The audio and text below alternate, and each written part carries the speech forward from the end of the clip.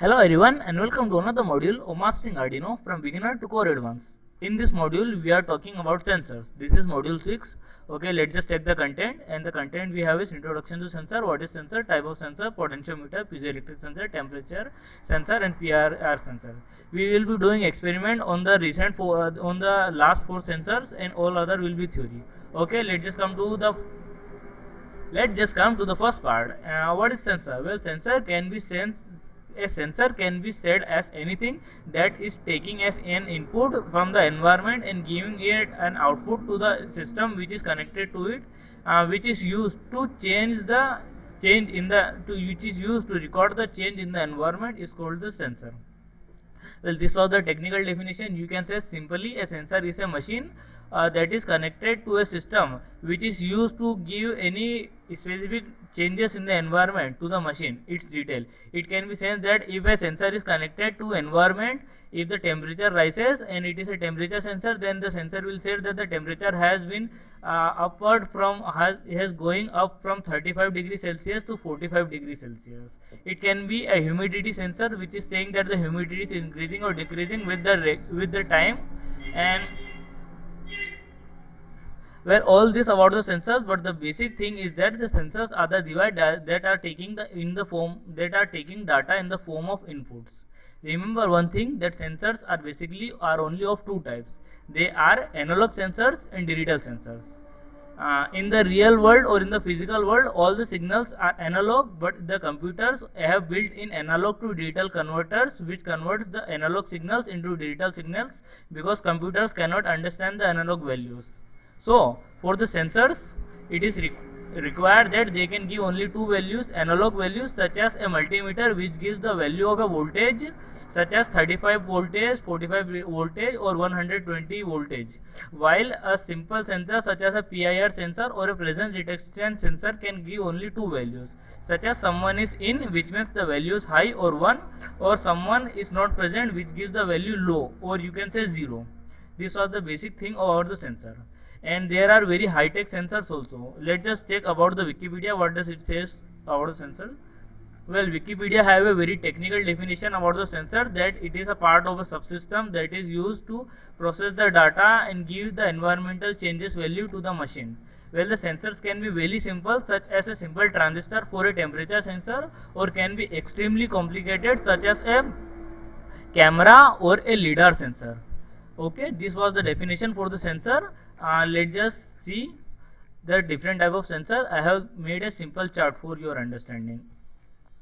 Here you can see that all the values from 0 to 1023 for 10-bit encoders. Remember one thing, encoder can be very high, they can be 32-bit, 64-bit.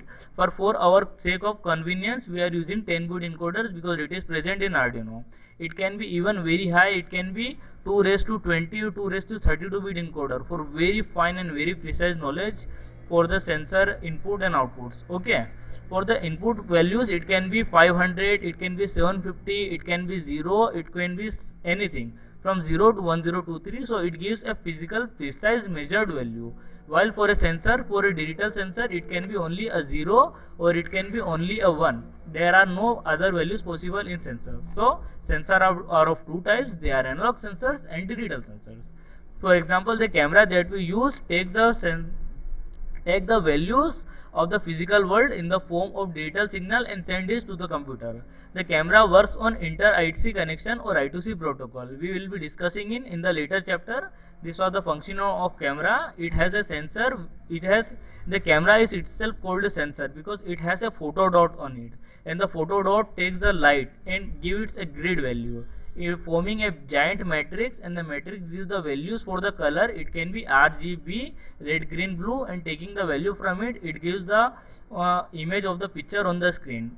Okay, about the sensors, all sensors are input, and there are some examples such as solar panel. You say that solar panel is a device that is used for generating electricity, but the first and the most important use of solar panel is to detect light. In heavy sensor where it requires a precise values, they using for the light values, always solar panel are used because they give a very precise value. And sensors are also of two types. First, sensors are of active type and the second are of passive type. In the active type, you can see that the sensor that does not require voltages or current to run them are called active sensors, such as solar panel, because it does not require any external power source to run it. While a passive sensor, you can say every sensor is another example of passive sensor. You can say temperature sensor transistor, such as LM35 requires 5 volt input for its working, so they are called passive sensors because they are taking power. So active sensors are good, but most of the sensors that we will encounter in the physical world are always passive sensors because they have very precise value and they do not depend on the external conditions for their voltages, so they give a very precise value. Okay, about the lidar. Lidar is a type of sensor that is used to emit a light. That is used to basically the function of the lidar is to measure the distance. So it has two parts.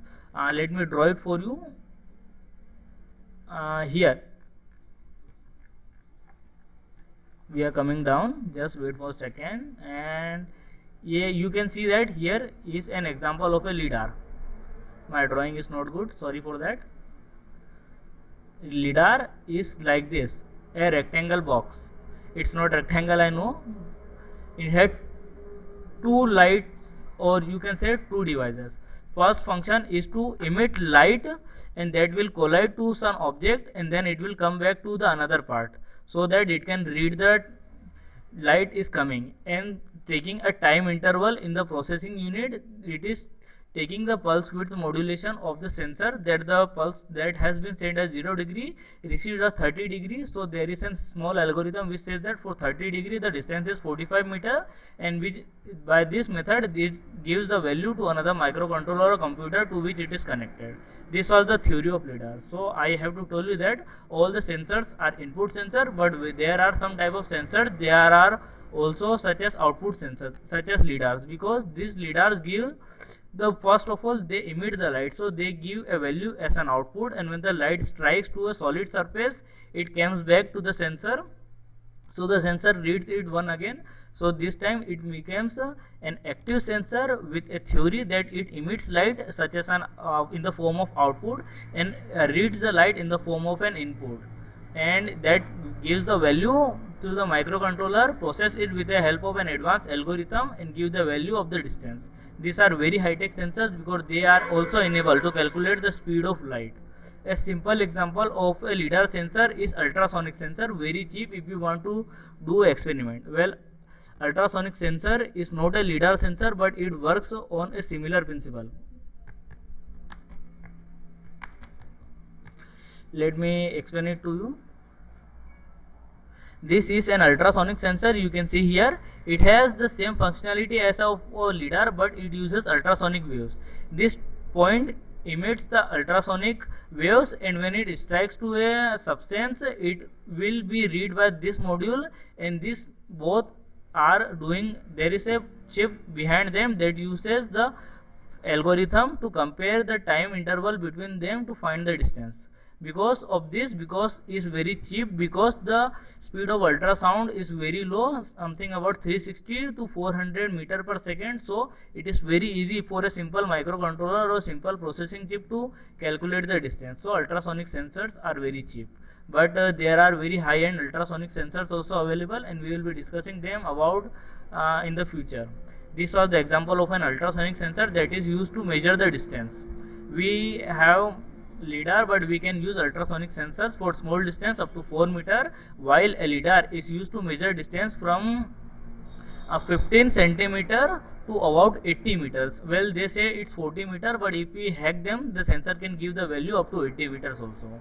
And there are also some high-tech lidar sensors that can range the value up to 30 kilometers. They are used by mostly militaries for their operations to measure the distance between the mountains and other positions to give them the value for their post and other physical values. Okay, this was the theory of the sensor. If you have any question, you can ask me, and if you want to know the detail, you can just ask me the question, or else thanks for watching.